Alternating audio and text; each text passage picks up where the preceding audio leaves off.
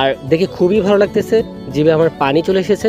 So আমি এখন খাবার খাবো আর দেখবো যে আসলে মানটা কেমন, খাবারের স্বাদটা কেমন এবং খাবারের মানটা কেমন।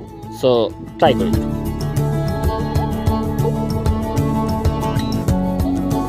দেখে যতটা সুন্দর লেগেছে, খাবারের স্বাদটাও ততটুকুই সুন্দর।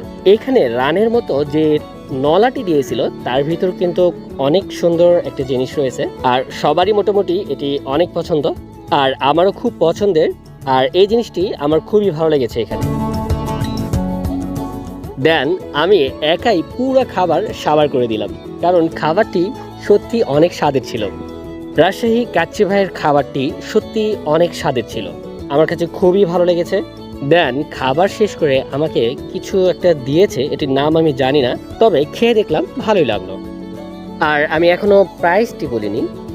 আর এই কাচ্চির প্রাইস নিয়েছে 300 টাকা। প্রাইস হিসাবে খাবার ঠিকঠাকই রয়েছে, তবে 300 টাকা প্রাইস না রেখে কিছুটা কম রাখা যেত, এতে করে পারফেক্ট প্রাইসে পারফেক্ট খাবার হতো। দেন আমি পে করলাম। দেন কিছু সময় অপেক্ষা করে রাতের রাজশাহী শহর উপভোগ করার জন্য বেরিয়ে পড়লাম। আর কাচ্চি ভাইয়ের লোকেশন ছিল Rajshahi new market road, mobile market.